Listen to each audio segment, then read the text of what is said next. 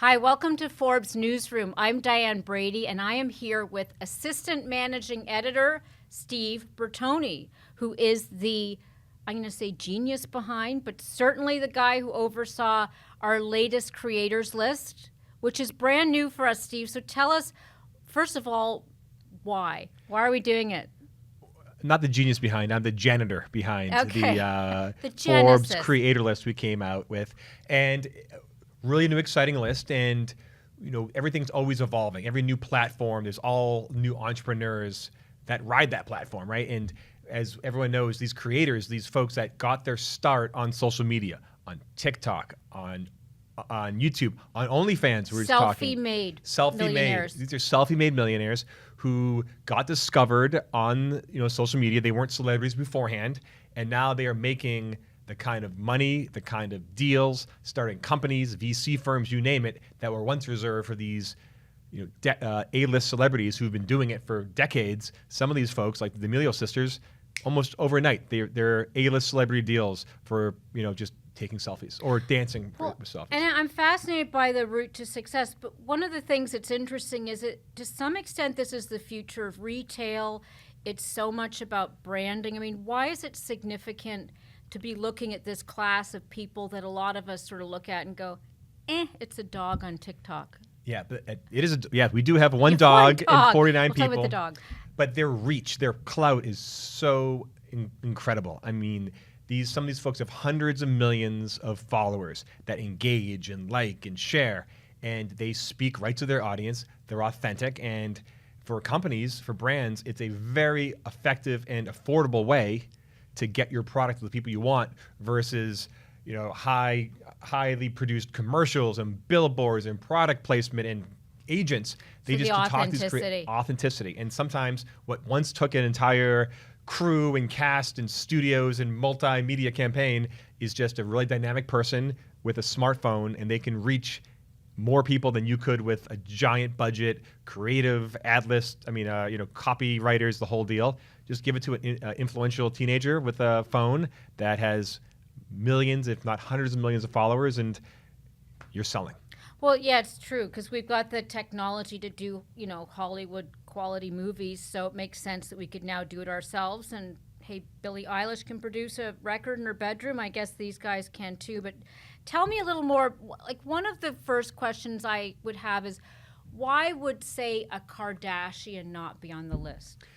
Great question. So for this new list, and there are many celebrities and athletes and politicians that have huge social media followings, but they made their careers somewhere else. The Kardashians got famous on reality TV, and then they're very influential on the internet. But all these creators are folks that got their start. Their first jump into showbiz was through these social media platforms, through Instagram, through a TikTok, through a YouTube, you name it.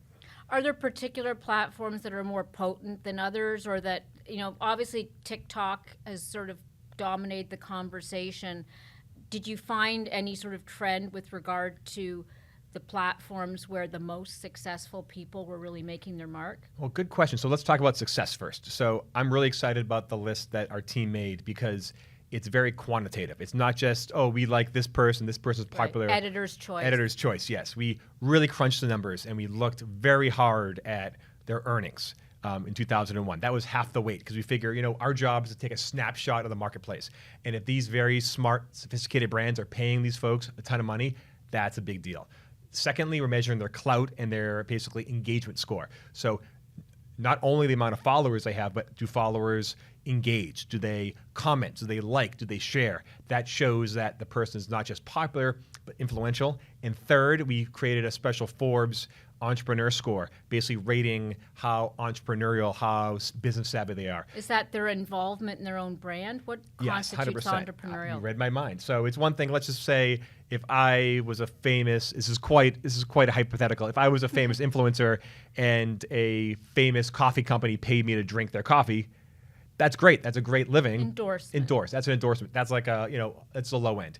If I am a great creator and I created Steve Bertoni's coffee myself, it's my brand, and then I use my giant platform and sell it to my fans or my followers, that's entrepreneurial. This goes from being an endorsement person to an owner and a entrepreneurial creator. So let's step back. So that's success on our list. So MrBeast, number one, he is super high on money. Is this the guy that basically starves himself and buries himself for? Yeah, he does pranks and stunts and YouTube, and yes, it's a mix of kind of burying yourself and then doing. I think I just recently looked. He did like a real life like Squid Game on his YouTube channel with like volunteers and stuff. He's good. And high production value. But long story short is you asked what platform is most successful.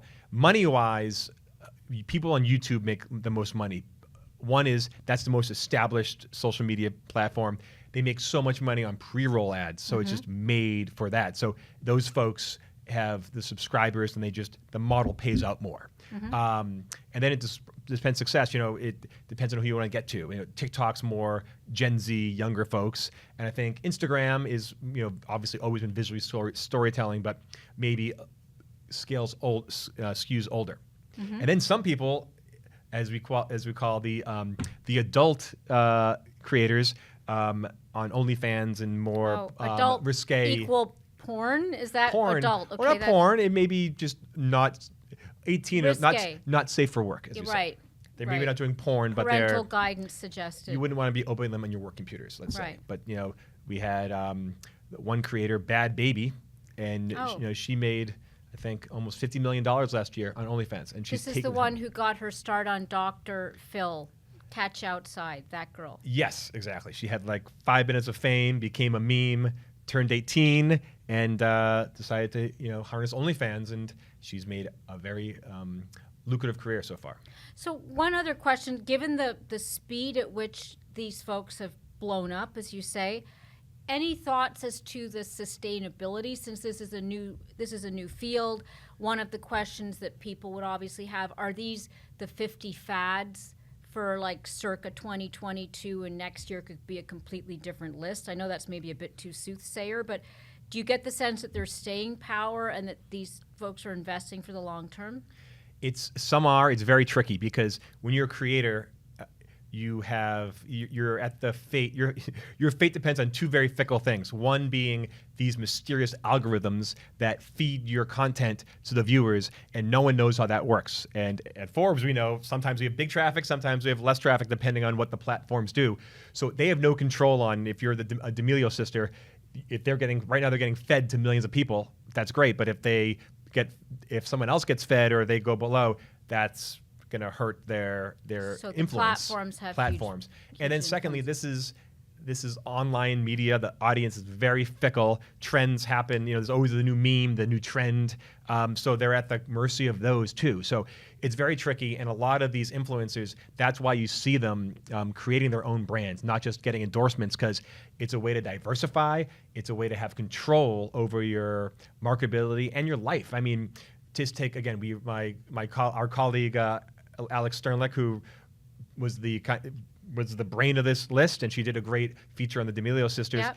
Spoke with them a lot, and they have a whole Hulu show called, I think it's the D'Amelio Show, and it goes through the psychological kind of hardship and how tricky it is for these young women to live their lives online, where there's everything they do gets commented on, whether what they wear to the VMA awards gets comments, to if they're just making I think Alex said if someone's commenting on how they make scrambled eggs. So there's always haters, commenters, and it's really tricky for any teenager to live online now. Imagine being watched by 200 million people. So psychologically, I'm not sure these creators want to be living online. I think they want to kind of get to the point where, yes, they are the face of a brand or a face of a show or movement, but they can turn it off. They don't have to always be on their phones. So it's a launch pad, because we do know social media is complicated, to say the least. Yeah. When you look at the trajectory of it makes sense, this is for Forbes, it's entrepreneurial, but why should people care? Let's say I'm just in corporate America, or I'm somebody who's, who watches it, whose kids watch it.